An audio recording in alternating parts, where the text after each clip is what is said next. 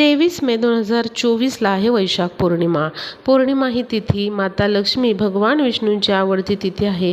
त्यामुळे या दिवशी आपल्याला लक्ष्मी प्राप्तीसाठी काही खास उपाय करायचे आहेत. यासाठी एका डिशमध्ये आपल्याला खडे मीठ घ्यायचे आहे. त्यावरती तुम्हाला एक मातीची पणती ठेवून त्यामध्ये तूप किंवा तेल टाकून जोडवात तयार करायचे आहे आणि असा हा दिवा प्रज्वलित करायचा आहे. या दिव्याला हळद कुंकू लावून याचे पूजन करायचे आहे आणि माता लक्ष्मीच्या मूर्तीसमोर किंवा फोटोसमोर देवघरामध्ये हा दिवा तुम्हाला ठेवायचा आहे. यामुळे घरातील सगळी जी नकारात्मक ऊर्जा आहे ते हे मीठ खेचून घेते आणि आपल्या घरामध्ये माता लक्ष्मीचे आगमन होते. त्याचबरोबर धनप्राप्ती आणि आर्थिक प्रगतीमध्ये असलेले अडथळे देखील या उपायामुळे दूर होतात. तर असा हा दिवा पौर्णिमेला तुम्ही देवघरामध्ये लावायचा आहे.